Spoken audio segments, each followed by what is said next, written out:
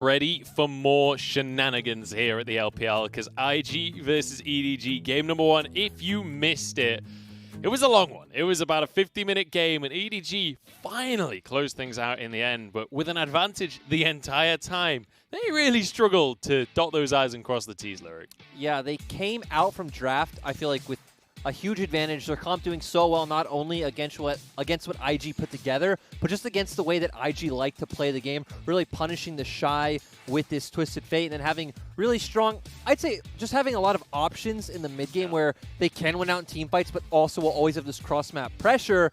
But then we just saw Indecision kill like 35 minutes of this game. Yeah, that was a long one, and a lot of that came down to EDG just not really having the shot calling there, not having the presence of mind to know how to make the play go the way that they wanted. They didn't go for the split push and Baron at the same time. They didn't play the map the way that they needed to. Again, the worst part is, even had we seen them make a lackluster or mediocre decision, it would have been something to judge them based off of. But they did the worst thing possible and did nothing. They didn't look for picks, they didn't look for team fight, they didn't look to cross-map play and split push. They just watched and gave IG the chance to constantly find picks and almost win the game. Every minute that it went on, it felt like was a minute in favor of IG, just in that something could go wrong for EDG. Do you know what didn't go wrong, though? It was the damage coming out of this Ezreal in the bottom side of the map. Hope is going to grab our MVP for game number 1. And, you know, when you're an Ezreal and you got a Yumi and you got 6 items and, you got a you're not doing game, the most damage, like, there's a problem. I honestly, after we saw the damage graph, I thought, oh my god, they elongated this game so Hope can have exaggerated damage numbers. But yeah, here's the point where we saw IG almost be able to win the game off Scout, just dedicating to split pushing for no reason at all. But great for EDG. Turns out their composition actually wins team fights. And it was very nice of IG to show them that here.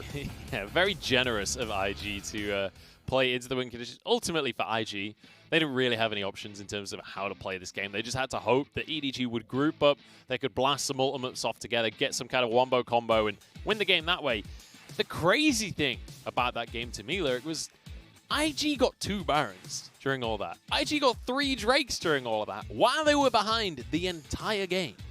So this, to me, does still show a good sign for IG fans, because, let's be honest, it doesn't look like IG are going to change the way they draft or play anytime soon. They're going to stick and live and die by this style of play. But at the same time, they can push it to the very extreme, pretty much against anyone, and always keep it close for a win. That's the crazy thing, is that, like, most teams, most top teams in League of Legends still have to draft to the meta, still have to play to the meta, still have to play the style that you're meant to play.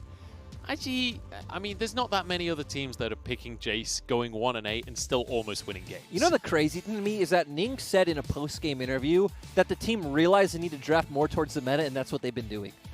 They think that this is what it means to draft more towards the meta. I mean, which I guess the all of the champions champions themselves technically are within the meta, right? You're right. So the Jace is the only one that's like borderline. I guess Ning is not wrong. They are drafting meta champions. They're just not really drafting compositions that are very cohesive and make sense against what the enemy is picking. Yeah. The opposite can be said, though, for EDG. The draft went great for them. The strategy was clearly there. Like, I'm sure that the coaches had, like, laid out the play as they went off of stage. It was just in the moment. It feels like it's a shot calling thing. It doesn't even feel like it's maybe not even a knowledge thing. Maybe just like somebody needs to say, this is what we're doing, and take the reins. Yeah, they need an aggressive player with a very dominant voice in their team. This is a big issue for a lot of teams when they don't have someone like that. It's very good to bring in a bold option. Sadly, not much a coach can do in that way, since it is completely in-server. But I like that you highlighted EDG's coaching staff, because thinking about it, they have a wealth of experience from 3 completely different regions. Hart coming over from LCK,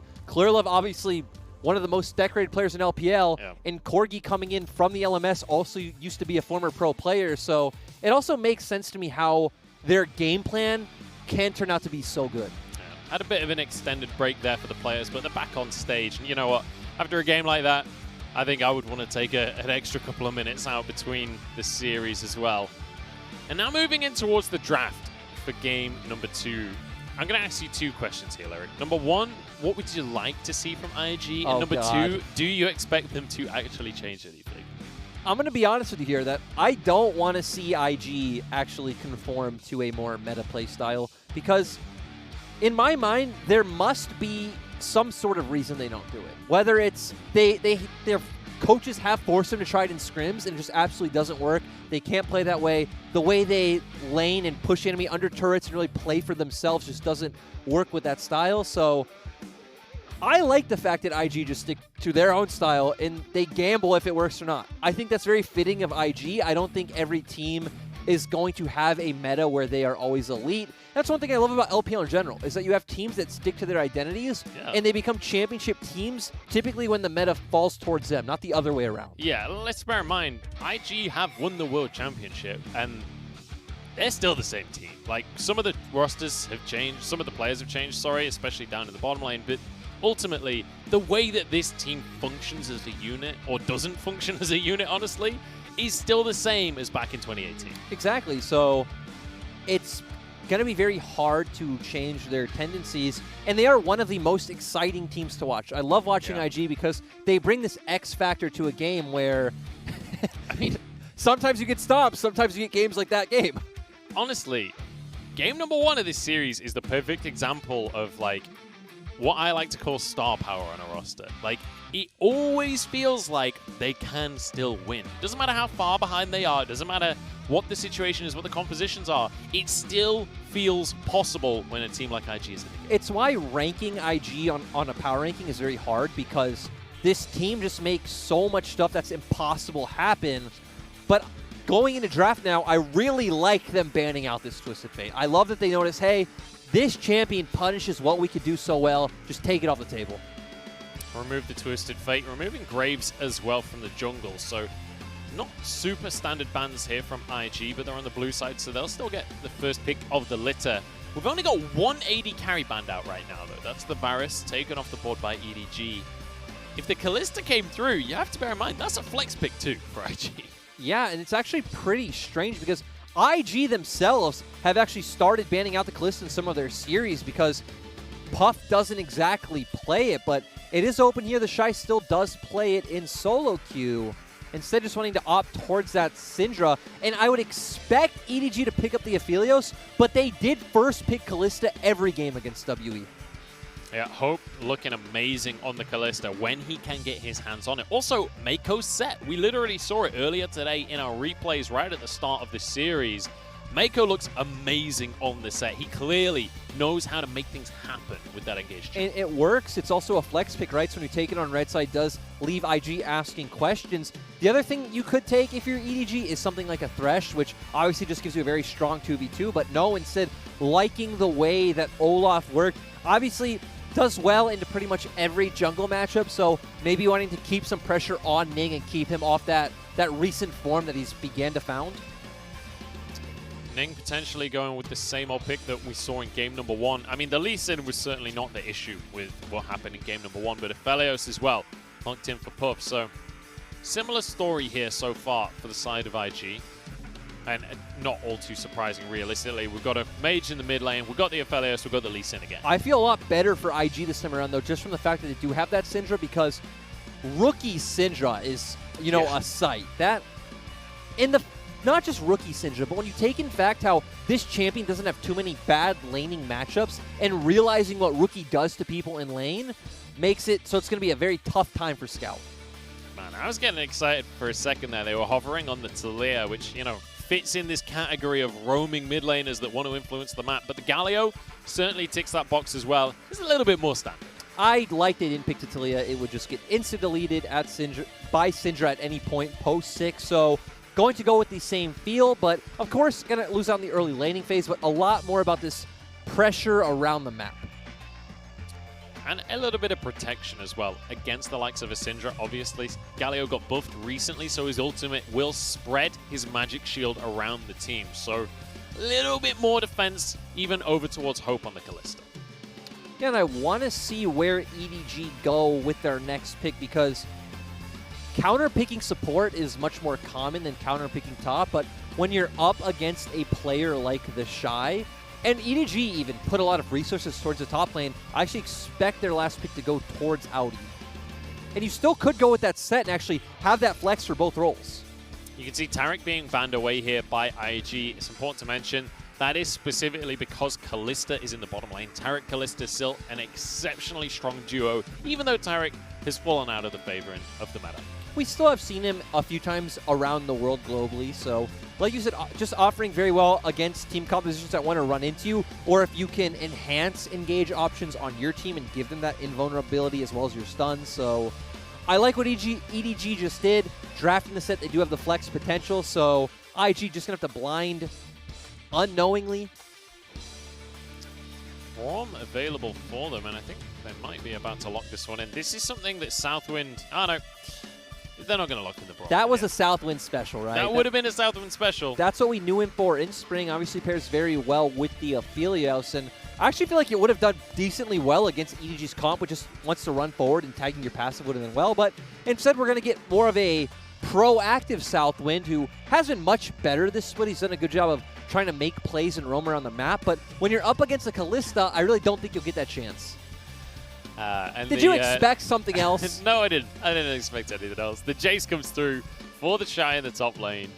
It doesn't matter what's happening. He's picking the Jace. Exactly. You know what the Shy's going to pick every time if he's going to have to blind pick his matchup. Of course, maybe we get some diversity if he doesn't have to blind pick, but I'd like if EDG did just go towards the Ornn here. You're going to have a ton of engage coming in. You have a good front line. You have very strong laning phases coming out as well. And just, did you see the stats that came up for Ornn there? He has an almost 80% presence and an over a 60% win ratio. That is disgustingly strong, and it's because so many of our top laners are so good at landing the ultimate, but also the value that he offers the entire team when it comes to the items. And once again, I love what EDG put together because they have this Galio that's going to constantly punish what the Shy likes to do in the side lane. You're playing a very strong front-to-back teamfight composition. You have the frontline peel coming in from Audi and Mako, hoping to deal all that damage in the back line. And I also like that you're putting Junja on more of a carry role as well. I also like that the win condition here is a lot simpler for EDG. And I don't even mean that as an insult. I just mean that, like, it's very clear that there were some shot-calling issues in game number 1. This time around, it's a lot simpler to just play this composition that wants to 5v5. It wants to just fight, group up, find picks, use this Galio ult, use the Kalista strength in the mid game, and snowball to a win. I feel like it's just a very good philosophy to have when judging LPL teams on their drafts is which comp is easier to execute, which comp is the, straight up brawl, front to back team fight with lots of tanks and 1 or 2 carries in there as well. And that's typically the team that will come out ahead. So EDG going towards that, and you might look at their comp and think there's no real easy way for Galio to follow up and engage on a fight, but Kalista going to be able to throw in that set, going to set up for a great ultimate coming out from Scout, get a ton of knockups onto IG, and hopefully lead to a teamfight victory.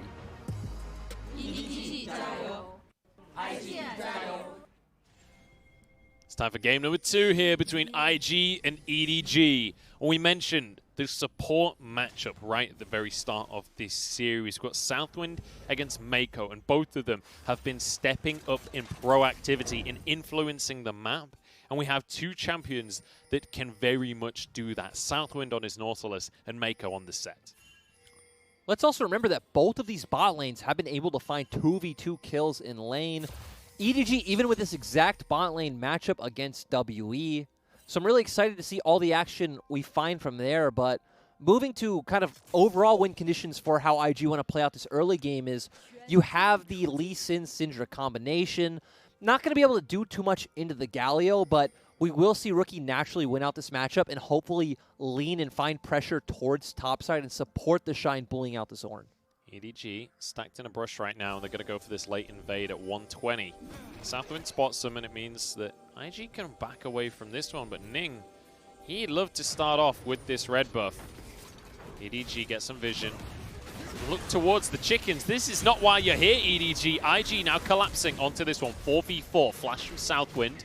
Good damage from Rookie so far. Puff having to use his cleanse.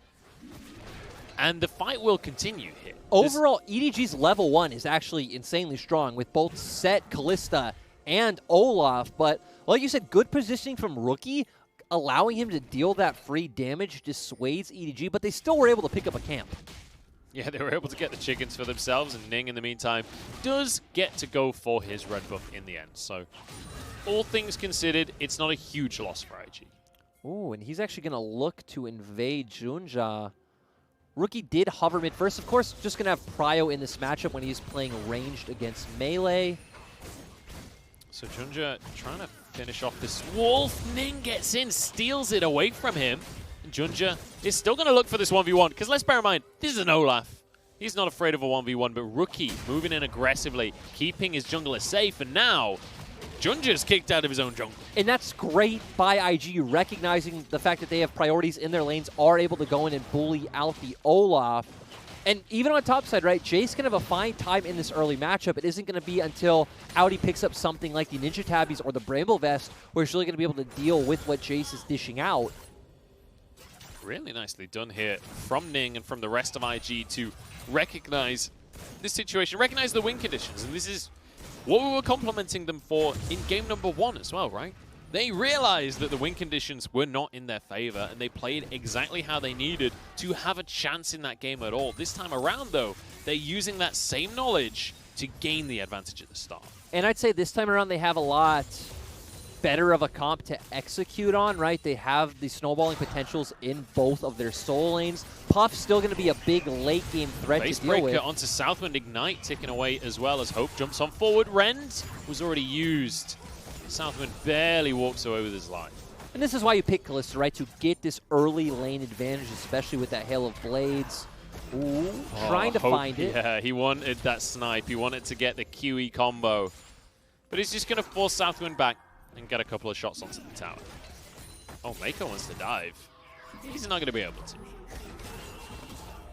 And I want to see where do EDG go from here. You expect them to be the team that's going to play around the first strike, since they should constantly have Bali and Prio. And in 2 levels, Scout will have that ultimate available, so we'll be able to constantly cover whatever play Junja wants to make. Well, right now he's making a play towards this bot side Scuttle Crab. And this time around, Ning isn't on the scene, so he'll be free to just clear this one up. But look at the CS difference in the jungle already. Ning right now is 10 CS up on Junja. Junja's jungle has just respawned, though, so he does have the opportunity to try and close that gap somewhat. I love that we're seeing Rookie just bully out Scout. This is the way Rookie loves to play the lane, building up the wave. Not going to zone him off any experience, but still doing a great job. Yep, and partly it's what you'd expect in this matchup as well, right? Syndra of course is always going to do well in the laning phase. It's one of the reasons that you often see Syndra such a high priority, but especially for Rookie, a player that does want to just dominate in this laning phase. Against a Galio from Scout, you're not picking Galio to win the lane. You're picking Galio so you can leave the lane entirely. Yep, you are pretty much a neutralizing champion, not really looking for too much of an interactive laning phase. You do have a very strong 2v2 when you're paired up with these sort of carry junglers, because you bring all the CC and durability, and then you have something like an Olaf come in and confirm that kill. But EDG just taking it slow for now, and I do just expect him to play for this dragon. So the dragon has appeared on the map now. You can see it in the top left of your corner. We're starting off with a Cloud Drake. Junja immediately, he agrees with you, Lyric, on this one. He's going to start things off. And you can see on your minimap, Ning is up on the top side of the map right now, so there's going to be no contest from IG. They do see it, though, obviously. They have a ward in Dragon Pit. I think that's why Junja was a bit hesitant, because he noticed the ward. He's like, oh, maybe we shouldn't go for this, but instead feeling more confident, and I want to see what Ning does up towards the top side of the map. Audi looks like he's playing pretty respectfully here, just backing away underneath his tower. Bear in mind, Scout is missing right now and has Galio ultimate, so it would be very dangerous to go for a dive onto an AWP. Audi is feeling some pressure, though, is spamming those assist me pings, wanting Junja to come help him. Doesn't exactly need a reset, but probably just wants to feel nice and safe. Don't we all? That's one of the human needs, right? Safety. It's on that pyramid that the sociology. I feel like there's a lot of positions where IG put themselves in where they don't feel safe. Well, do you need human needs if you have inhuman ability in League of Legends? God, what I are don't you know. saying? Do you need human needs if you have world skins? True. Rookie's asking that very same question.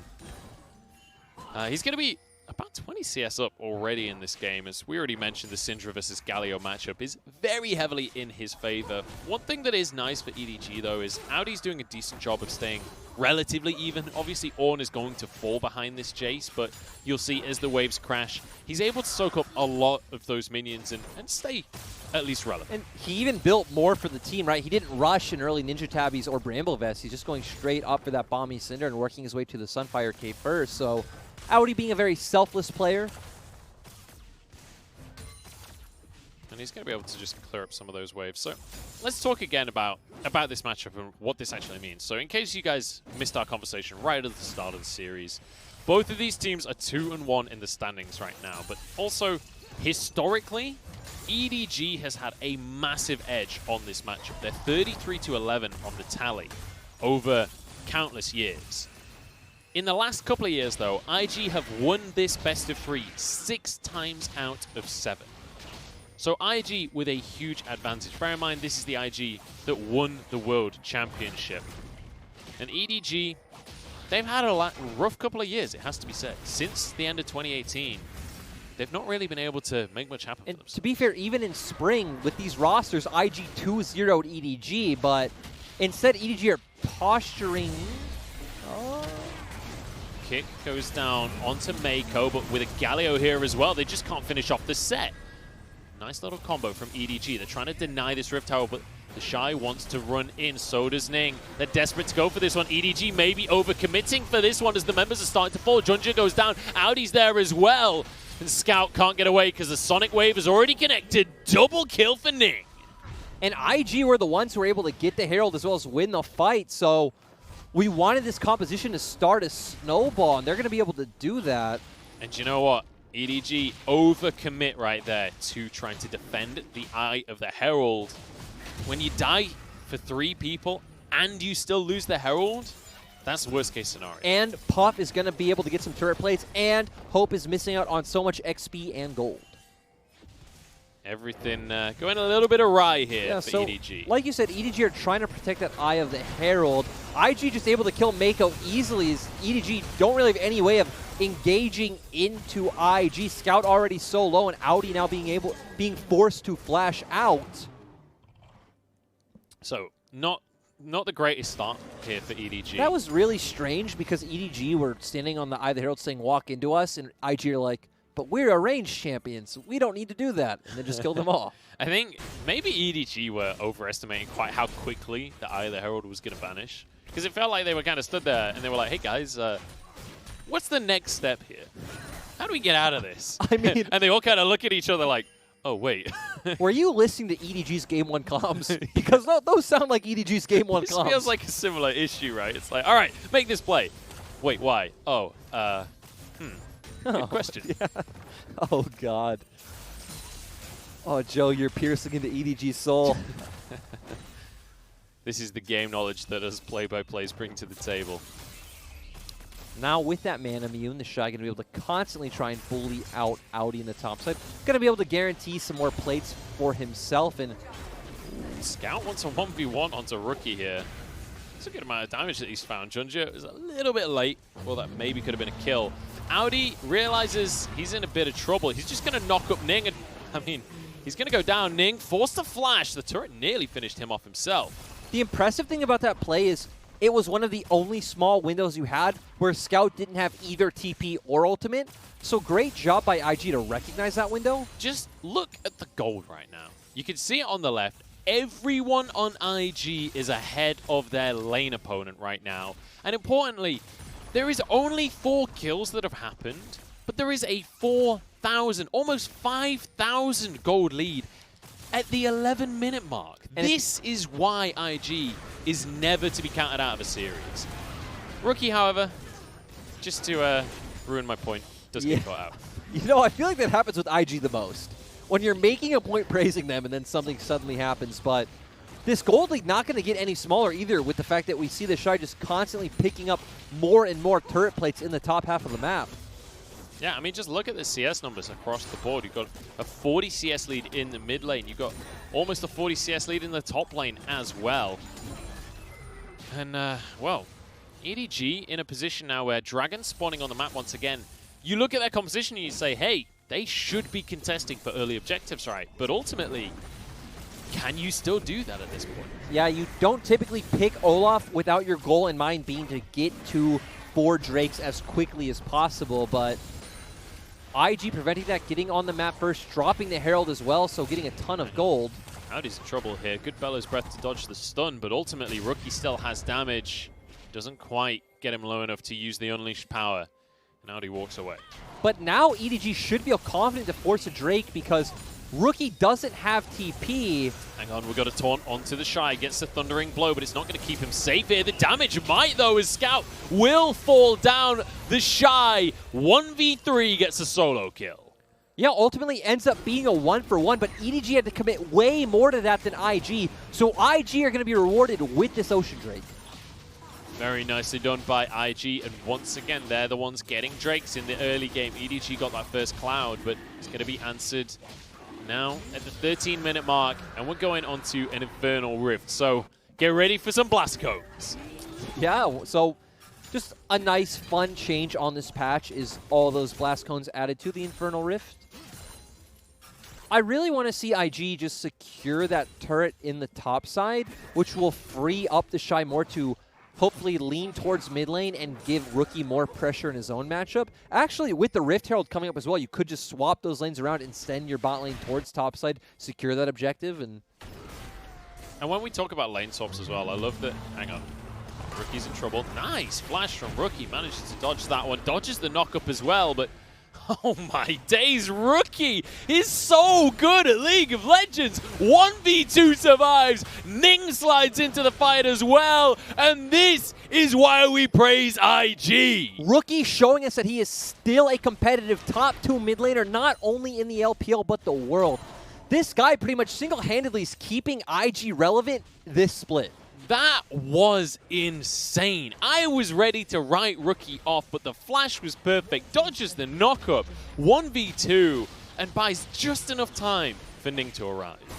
And let's remember, this guy has the lion's share of his team's damage percent, as well as having the highest damage percent of any mid laner in the LPL. Rookie very much still in the conversation for the best mid laner. Not even in the LPL, in the world. And like a lot of people are starting to lean towards Knight now, but Rookie, with the way that he's kept IG relevant, is very much in that battle. The thing is, IG becoming a really questionable and bad team has been the thing to strengthen that argument, right? Yeah. It's been the thing showing us, oh my god, this player does so much for this team. Even when he's completely disrespecting, he's the one keeping this team in the game. Rookie is honestly a mid laner to behold. If you are an aspiring mid laner, if you want someone's VODs to watch, pick Rookie. Audi's in trouble in the meantime, though, and Ning is here once again. Audi flashes over the wall, gets a Searing Charge to safety, and Ning just jumps back into the pit to finish off the Rift Herald. And if there's one thing that you cannot ever criticize IG for, when they have a lead, we get a pro view. Let's take another look. Yeah, doing so well to flash that ultimate, hits the R, already has all the orbs down, lands the double stun just beautifully, isn't missing a single Q, which buys Ning enough time to get here. Just magnificently played from Rookie, and doesn't even break his like stone-faced expression. Yeah. No, I feel like he'd already read that. He was like, oh, they're trying to 1v2 me? This is such an easy matchup. Oh, Rookie. And this is why we love to watch Rookie in the mid lane. This is why you were so excited about the Syndra pick when it was first locked in the draft, because Rookie can do this. That's one of his best champions in my book, and just one of the best champions in the game. Again, has almost no bad lane matchups, is always relevant. You have the potential to burst almost anyone 100-0. Just a great champion to have your star player on. That is for sure, and do you know what? Do you know who else is one of the star players of IG? Is Puff, and he's also got a pretty good champion Round 2? himself. Scout now the one to start this one off. Unleashed Power not going to quite do enough, but dodges the taunt. And Rookie just cannot be CC'd. Audi charges in, doesn't quite get the knock-up, but Rookie is all out of damage. And 1v4 doesn't quite have enough in the tank. It's actually crazy to think about. Had that only been a 1v2, he would have won. Yeah. Look at Scout and Audi's health bars. It is insane. And in the meantime, by the way, you committed 4 people to killing the Syndra at the top side, so say goodbye to all of your towers in the bottom lane. Right now we are at an 8K gold lead. The Shy can have a great time in these side lanes, and sure, Jace's not the best pick when you're up against a team comp that is stacking so much armor, but at the same time, you're just so far ahead, it doesn't really feel like it matters yet. It really doesn't. I mean, just look at the gold difference, right? 7,000, something along those lines. I can't count very well, but... And add in a bunch of Infernal Drakes? Yeah. Only going to feel better. Like, and let's just reiterate the win conditions here for EDG, because when you look at this composition, it's about snowballing off of Callista. It's about playing around the Galio, roaming around the map, making early plays happen. You don't get to do that against an IG that's ahead of you. They are never going to allow you to play that style. It took 4 of you to be able to even try and finish off Rookie.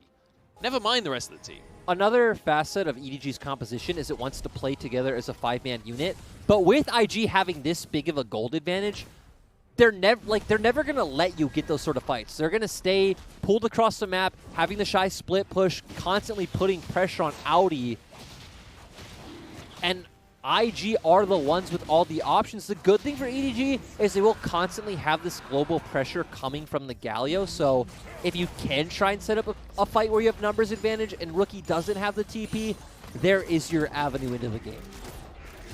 Basically, EDG have to play this game how IG played the last game, right? Yeah. They don't have the superior scaling composition. They don't necessarily win in the late game. And so they need to play around mistakes out of their opponent. I'd say one thing I want to see right now is them try to create a pick on the side lane against Rookie. So send Junjan Scout. No, please. We've seen that twice and it doesn't look good. That is not how. How do we set out win conditions if these guys break the rules of the game, Munch? That is the question, isn't it? They could maybe go for the Shy. He's been pretty good at dying this split. I mean, you do have the same amount of CC, right? You have Call of the Forge God into Olaf damage, so that's there, but feels like getting Rookie's flash, and especially if you can then burn his TP and then trying to create that numbers advantage with the Galio ultimate, is something you'd rather do. Yeah, I'm not sure if rather is an option for EDG at this point. I'm not sure if they get to min-max their plays when they're this far behind. Though I guess one thing about if they do end up killing the Shy, I was going to say Zenny's forced to group, but actually right now he's not forced to group. He's just choosing to group and the team walking in to get vision together. I just love how hopeful this conversation is. The EDG are the ones in the driver's seat, that they get to choose what play they're making on the map, because based on the game I'm seeing on my screen, I don't see EDG being the proactive playmakers anytime soon. Not anytime soon, but the decent thing about their comp is since it does have a bunch of sturdy frontline tanks, they can always walk into face check vision like this. My thing about EDG's comp is when you actually do have like hard CC and a good frontline, you're never completely out of the game. But with the way IG's playing on these champions, I mean, you're not completely out of the game, but you are, 22.7% out of the game. As our Kentucky Fried chart there from the Colonel. They've been improved, by the way. They've got more. John Scout. Hang on. Scout's in trouble.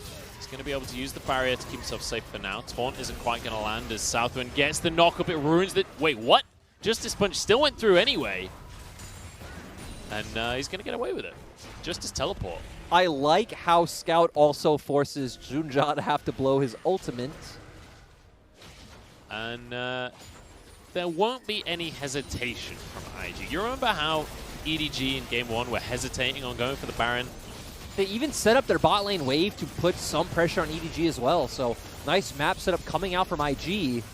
Oh, the Shy is going for a 1v4 while his team does Baron. In with the Moonlight Vigil, in with damage from Rookie as well. Scatter the Weak is exactly what he does. And Hope barely keeps Mako alive. Baron gone to IG. And I love the way that IG played that. Doesn't matter if the Shy sacrificed himself, jumped in, allowed Puff to throw out that Moonlight Vigil, which pretty much guaranteed Junja's demise, and Rookie just layering a bunch of AoE damage on the other members as well. So one goes down, but you get 3 kills in return and a Baron.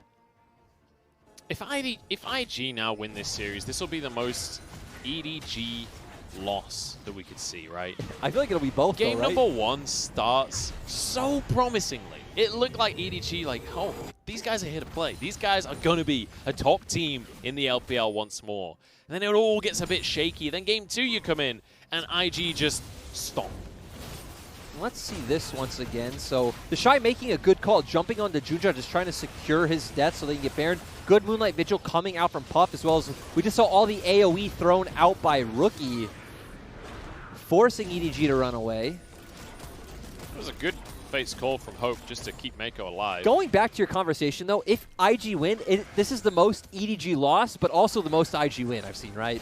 Going that distance in game 1 and then pulling it off with a stomp like this, and then whatever we see in game 3. Game 1 goes like that, and they're like, what? We have to try? Fine, all right. We'll try for the rest of the series. Audi's caught, knocked up, and flashes into the brush, but I don't think that's quite going to save him. Maybe it will. Puff finishes the kill with his Infernum. In goes Ning as well, and this is just going to be IG picking EDG apart one by one. Scout couldn't even get into the fight. Though, that was actually Audi looking for the engage with that E, not necessarily IG finding the pick. So, roles have reversed this time around. EDG finding that clutch engage for IG. And IG are not looking to stall out this one. They're not looking to be indecisive. They're looking to end right now with the Baron buff. Still 3 members down for EDG, but the death time is very short. They're up in 5 seconds. It's possible for EDG to hold on to things here, but maybe I'm being a little bit too hopeful on this one. Southwind pulled to the back line. A Scout turns himself golden to keep safe. Rookie survives with a beautiful flash, and that's going to be all she wrote for EDG in game number 2 as IG even up the series. And IG coming out with a dominant win after that game 1. Weird to think we could have been looking at a 2-0 if the game didn't go, had it gone, but I really loved at the end seeing Ning and Puff zone into Hope and just finding a very easy pick on him, and we saw they didn't have any other damage to really try and save that Nexus. Yeah, and I mean, I don't really know what to say. What is the learning point here for EDG? Because that didn't feel like that was like EDG making massive mistakes or anything like that. That just felt like IG just individually outclassed. I don't know if there is a learning point when we look up to that top lane where they constantly kept trying to pick off Rookie, and Rookie's still coming out ahead every time in those skirmishes. It's insane. And especially with the phase rush, he has so much mobility. He's so fast. And we saw that. I mean, that pro view replay, I hope somebody clipped that and put it on Twitter, because I want to rewatch that and kind of like learn something from Rookie, because the way that, I mean, it was the 1v4. Even though he lost it, the fact that it felt like he could win, it was just insane.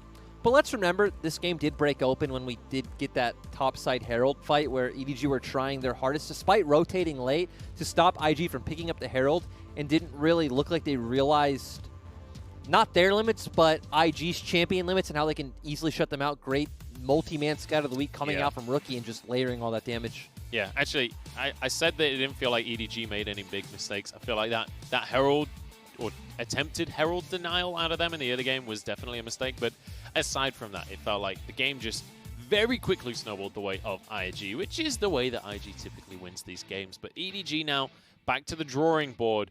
You'd expect sides to be swapping as we move in towards game number 3. The Shy actually topping the damage chart this time around. Not too surprising when you think that him and Audi were just kind of left on an island. He was constantly getting off those auto attacks and Qs, so...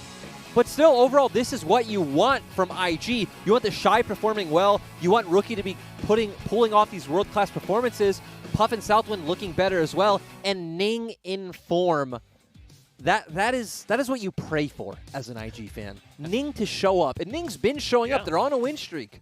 Both of these games in the series as well. Like, Ning was not the problem in game number 1. That has to be said. Like, you're looking at me funny right now. I'm just thinking, hard for anyone to be the problem when really their draft was the problem, right? That's true, I guess. But mechanically, Ning is certainly firing on all cylinders, and that's what we want to see, because ultimately, feels like with IG, it is just a matter of, okay, mechanically, are we doing well today? Great, we're going to win the game, because we're just going to win our lane so hard. Ning, do what you want. I mean, I tweeted this about Blabber last night, actually, or this morning or something. Look, it's easy to look good as a jungler if your lanes are all just winning lane. Like, there is no pressure on you. You get to do whatever you want. I'd say for IG it is a bit different, though, because on other teams where their lanes are winning, like top esports, right? Your lanes are then transitioning to help you set up vision for objectives and stuff, to where Ning's laners are still just pushing under the enemy turret with no vision and just hoping for the best. Yeah, and you just gotta hope that you're shadowing the right lane at the right time. And Ning doing a great job of doing exactly that in game number 2. We'll see if he can keep the ball rolling as we move to a third game in our match of the week. Don't go anywhere.